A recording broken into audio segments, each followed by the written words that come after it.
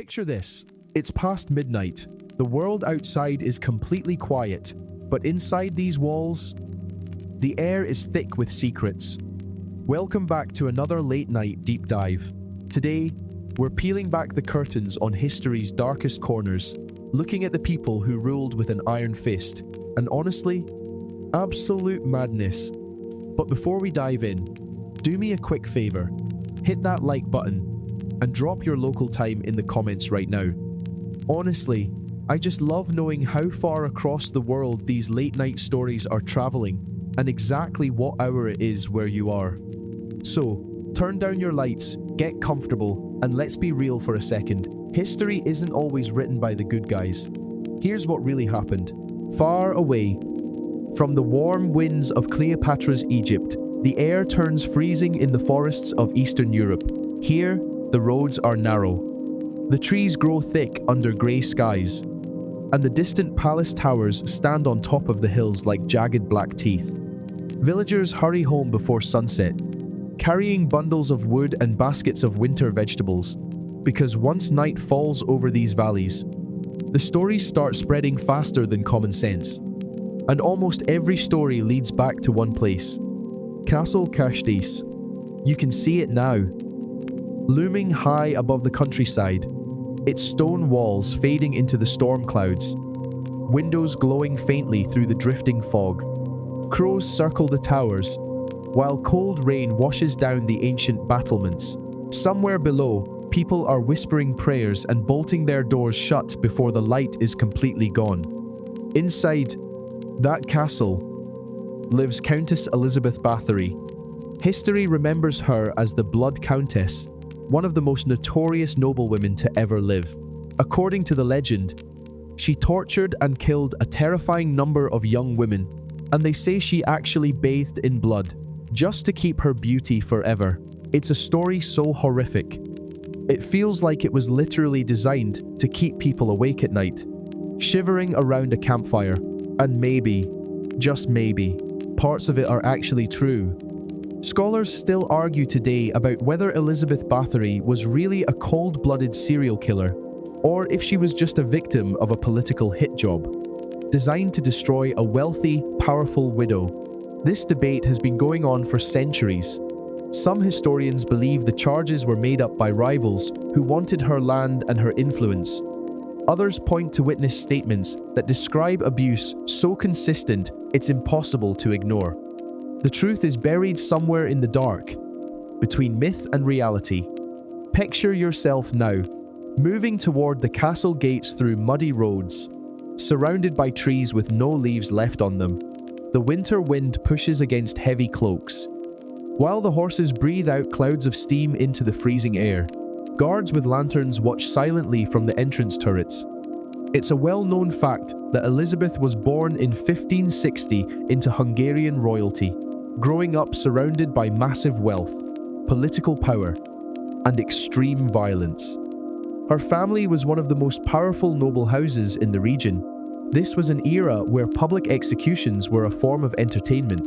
Wars wiped out entire villages, and cruelty was often hidden behind a noble title.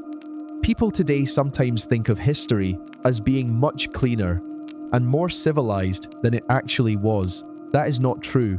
Medieval Europe usually smelled like smoke, damp wool, horses, and untreated infections. On average, every castle had at least one hallway that could brew a disease that modern science hasn't even named yet. Elizabeth spent most of her youth in royal courts, where political marriages were basically business contracts wrapped in expensive fabric. She eventually married Count Ferenc Nadasdy, a terrifying military commander known as the Black Knight of Hungary. Romantic, right? Ferenc was away for long periods, fighting Ottoman armies, which left Elizabeth to run the estates, the servants, the money, and everything else herself. And by most accounts, she was incredibly sharp and exceptionally well educated for her time. They say she spoke multiple languages and handled the business side of things like a pro. But slowly, the rumors started to leak out. In the beginning, the stories seemed small. A servant went missing, A girl returned home with bruises after working at the castle. Villagers started whispering about screams heard late at night, coming from the stone towers during storms. Picture yourself now, stepping carefully through the castle. The narrow hallways twist under low ceilings blackened by candle smoke. Servants hurry by with buckets of water and folded linens, avoiding eye contact at all costs. Iron keys jingle from their belts. The wooden doors creak slowly as the cold wind pushes through the cracks. There's a strange kind of fear that settles into wealthy homes. A bizarre historical detail is that Elizabeth would sometimes lash out at servants, punishing minor mistakes with terrifying rage. According to one story, when a maid accidentally pulled her hair while combing it, she reportedly snapped. Whether that story is exaggerated or true, these kinds of tales spread through the servants' quarters like wildfire. Because inside palaces, gossip isn't just talk, it's a survival instinct. You descend deep underground, where the torchlight flickers against damp stone walls. The storerooms smell of mold, wine barrels, and cold earth. Somewhere nearby, you hear the faint rattle of iron chains. According to later testimonies, young maids who entered the castle would sometimes just vanish. Some accounts describe beatings, starvation, and sentences of death by exposure to the freezing cold. Other details are even more horrific, though historians stay cautious. See, many witness statements came out under some very messy political circumstances. Scholars still debate if those famous stories about the bathing in blood were just sensational propaganda cooked up after her arrest, added later just to ramp up the terror.